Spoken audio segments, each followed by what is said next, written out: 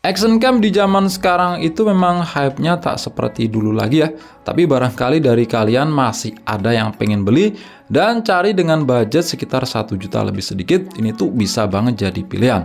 Yaitu Akaso Brave 4 New Version. Jelas beda hasil foto dan videonya dibanding Brave 4 Old Version yang keluar itu udah sekitar 5 tahun yang lalu.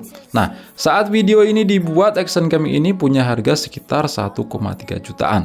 Harga yang masuk dalam kategori murah dilihat dari apa yang kita dapatkan, yang nanti akan kita bahas lebih jauh. Oh ya, ini garansi resmi ya selama 1 tahun dari PT Denka Pratama selaku distributor resmi produk Akaso ini. Dan masih banyak produk lain yang didistribusikan oleh PT Denka Pratama ini. Nah, kita awali dengan unboxing dulu. Tampilan boxnya seperti ini. Bagian depan ada tulisan Brave 4 dan gambar si action cam-nya. Terus di bawahnya ada beberapa point selling. Di antaranya 4K 30 fps video, 20 megapiksel foto, 5 kali zoom, tapi di sini salah cetak. Tulisannya itu RAW bukan zoom. Kemudian AIS versi 2.0. Jadi hasil videonya itu bakal lebih stabil dari goncangan. Kemudian di bagian belakang ada keterangan apa aja yang kita dapat dalam isi boxnya. Jadi untuk action cam-nya ini posisinya udah terpasang case waterproof ya.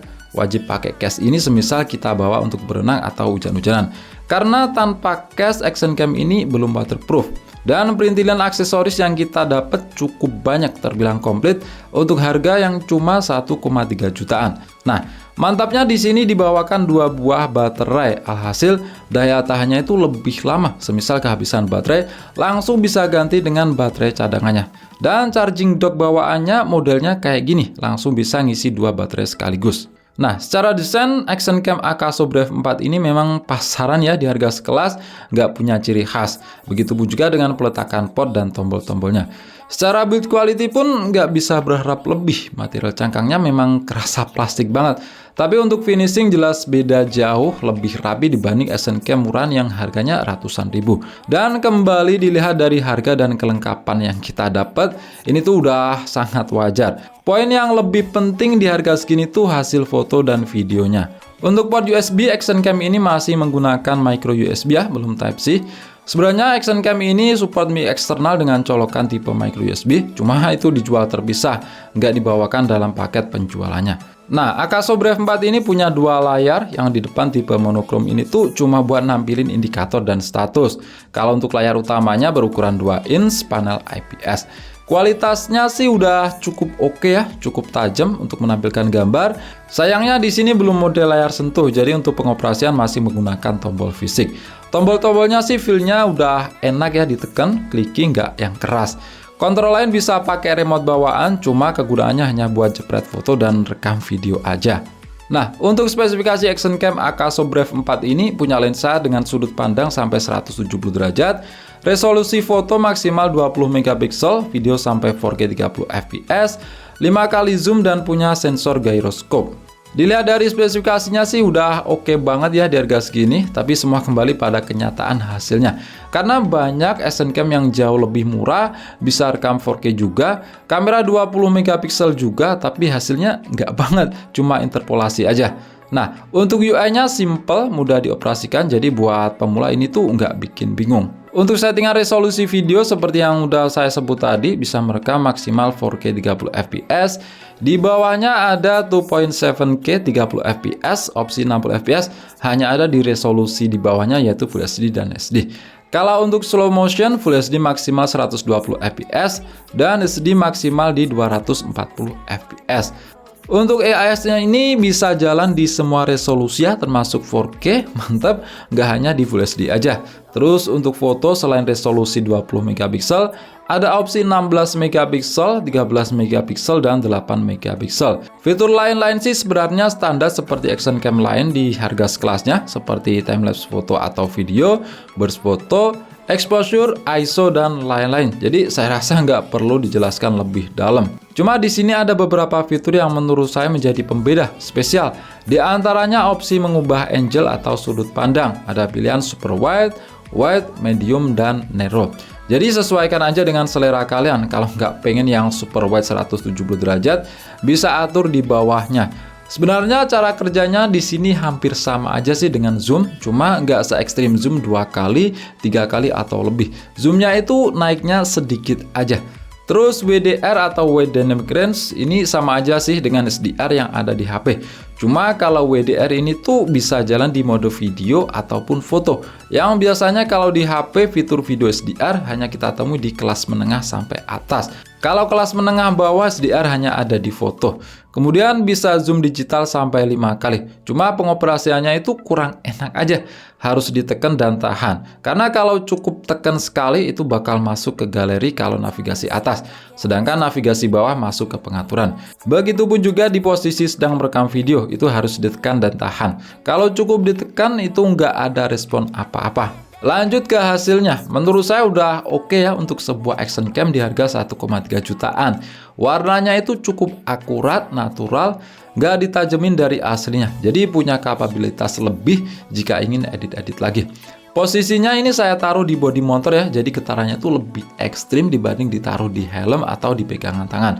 Dengan menyalakan AIS yang berbasis gyroscope, di sini getarannya itu dapat diredam dengan sangat baik. Cuma memang ya gambarnya itu sedikit ke crop kalau AIS aktif. Sama seperti AIS di HP lah. Di Full HD 60 fps ini memang cocok buat ngerekam video kondisi pergerakan cepat seperti berkendara.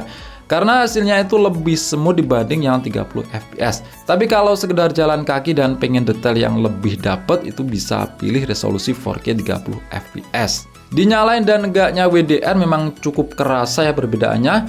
Dynamic range-nya itu lebih luas, area shadow juga lebih keangkat. Cuma memang di kondisi tertentu detailnya itu dikorbankan. Perlu diperhatikan gunakan micro SD kualitas bagus ya jika ingin merekam video 4K yang memang butuh speed write tinggi supaya nggak terjadi masalah yang tak diinginkan. Kalau saya di sini pakai Vigen Hyper. Kalau pakai kualitas jelek ataupun belum memadai, takutnya hasil videonya jadi patah-patah lah, ngeheng lah. Nanti takutnya yang disalahin action cam-nya, padahal salah sendiri. Oke, untuk kualitas mikrofonnya kurang lebih seperti ini ya. Hasilnya silahkan kalian nilai sendiri. Supaya dapat kualitas mikrofon yang lebih baik, wajib menambahkan yang namanya mikrofon eksternal. Cuma nggak ada dalam paket penjualan, kita harus beli sendiri. Dan ini di resolusi 4K 30 fps, mode WDR itu off. Nah, sedangkan ini kalau mode WDR-nya itu di on-in. Kira-kira perbedaannya gimana menurut kalian?